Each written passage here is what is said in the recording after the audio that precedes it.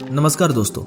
Sports दुनिया का सबसे हाई प्रोफाइल, हाई अर्निंग और मोस्ट एस्पायर टू फील्ड्स में से एक है और शायद सबसे ज्यादा जेंडर इनइक्वालिटी इसमें पाई जाती है। भारत में क्रिकेट एक रिलीजन माना जाता है, जिसके चलते बहुत सारे स्पॉन्सर्स इंडियन क्रिकेट टीम को मिलते हैं, लेकिन सिर्फ मेंस क्रिकेट को। इंडियन मैन क्रिकेट टीम का कप्तान साल के 10 करोड़ कमाता है और उसकी कंपैरिजन में वुमेन्स टीम की कप्तान को सिर्फ 50 लाख का ईयरली कंपनसेशन मिलता है।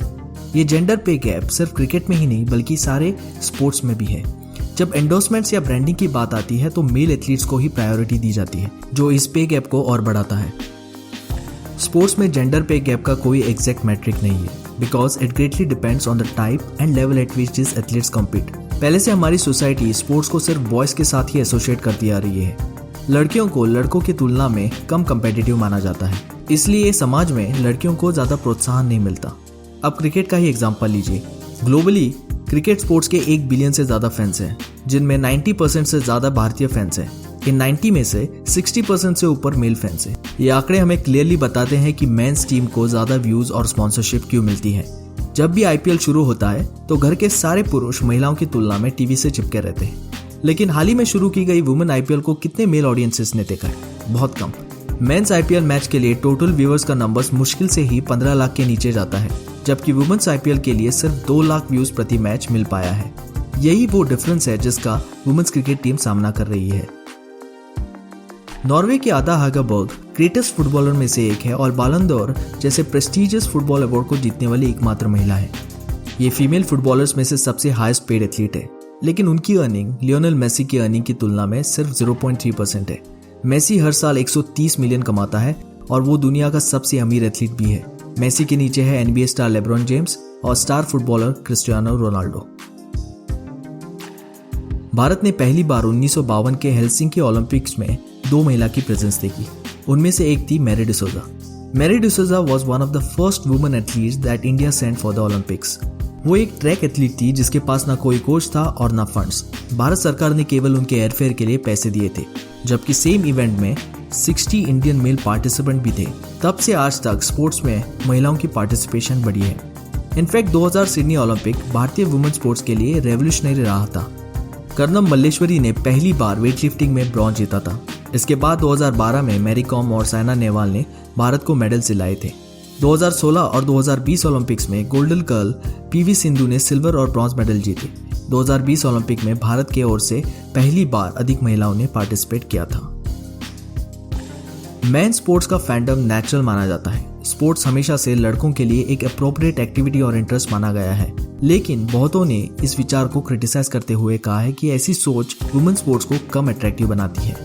जो जेंडर पे गैप को मानते हैं वो कहते हैं कि मेन स्पोर्ट्स एक इंटेंसिटी, एनर्जी और ज्यादा कंपटीशन प्रोवाइड करता है, जिसकी वजह से उनको ज्यादा मीडिया कवरेज, टेलीविजन लाइसेंसेस और स्पॉन्सरशिप डील्स भी मिल पाती है।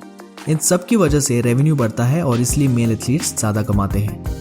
क्रिटिक्स ने इसे काउंटर करते हुए कहा कि अगर ऐसा है तो यूएस वुमेन्स फुटबॉल टीम, जो मेंस फुटबॉल टीम से ज्यादा पॉपुलर है, वो कम क्यों कमाती है? US women's team men's team से ज्यादा सक्सेसफुल है और उनका मैच यूएस स्पोर्ट्स हिस्ट्री में सबसे ज्यादा देखा जाने वाला मैच था, तो फिर भी कम पैसा क्यों? जैसे मैंने पहले कहा था, मेल एथलीट या स्पोर्ट्स के लिए फैन बेस क्रिएट करने की जरूरत नहीं पड़ती, वो नेचुरली बन जाती है। ये जैसे इनबिल्ट चीज है, लेकिन अब समय बदल रहा है। ज्यादा से ज्यादा वुमेन एथलीट्स को आगे बढ़ाने के लिए एनकरेज किया जा रहा है। 2020 के टोक्यो ओलंपिक्स में डेवलप्ड कंट्रीज जैसे यूएस, रशिया, इंग्लैंड और चाइना ने अपनी मेंस टीम के कंपैरिजन में ज्यादा वुमेन पार्टिसिपेंट्स को भेजा था और परफॉर्मेंस के मामले में भी लड़कियों ने लड़कों से ज्यादा बेहतर प्रदर्शन किया था। लेकिन real issue equal pay rights का है। किसी भी स्पोर्ट्स के लिए एक प्रॉफिटेबल फैन बेस होना इक्वली इंपॉर्टेंट है जितना मर्चेंडाइजिंग और टिकट सेल्स के टारगेट को अचीव करना होता है, क्योंकि रेवेन्यू बड़े फैन बेस से ही बनता है। आजकल लोग ज्यादातर मैचेस ऑनलाइन या टीवी पर देखते हैं, लेकिन भारत जैसे देश में किसी भी समय क्रिकेट स्टेडियम खचाखच भरा दिखाई देता है। ये सभी रेवेन्यू जनरेटिंग मीडियम्स है जिससे रिटर्न ऑन इन्वेस्टमेंट को हासिल किया जा सकता है। भारत को खेलने वाली वुमेन क्रिकेटर स्मृति मंदाना ने भी एक्सेप्ट किया है कि अगर वुमेन्स टीम को आगे बढ़ना है तो क्राउड सपोर्ट जरूरी है। अगर सपोर्ट बढ़ता है तो स्पॉन्सर्स भी ज्यादा मिलेंगे, जिससे वो मेंस क्रिकेट के रेवेन्यू से हटकर अपने टीम के रेवेन्यू के सहारे आगे बढ़ पाएंगे। स्मृति ने इस बात पर जोर देते हुए कहा है कि जिस दिन वुमेन्स क्रिकेट खुद रेवेन्यू जनरेट करेगा, तब इक्वल पे के लिए लड़ने वाली वो पहली महिला क्रिकेटर होगी। हालांकि कुछ हिस्सों में मैन और वुमेन गेम्स में डिस्टिंक्शन किया जा सकता है, जैसे कि गेम्स का फॉर्मेट एक्सेट्रा, लेकिन जो टीम चैंपियन है उसे आप कैसे कम प्राइज मनी या सैलरी दे सकते हैं। जब ऑस्ट्रेलियन वुमेन टीम ने 2020 का T20 वर्ल्ड कप जीता, तब ऑस्ट्रेलियन क्रिकेट बोर्ड ने ICC के प्राइज मनी के डिफरेंस यानी 6 लाख USD को कंपेंसेट किया था। अगर ऑस्ट्रेलियन क्रिकेट बोर्ड ने ये कर दिखाया है तो BCCI के लिए तो ये बाएं हाथ का खेल है। प्रॉब्लम ये है कि हम अभी भी देख रहे हैं कि लड़कियां स्पोर्ट्स में करियर नहीं बनाना चाहती या एटलीस्ट स्पोर्ट्स के लिए इतनी पागल नहीं है। इसलिए बहुत जरूरी है कि अच्छे टैलेंट को ढूंढने के लिए इन महिलाओं को एनकरेज किया जाए।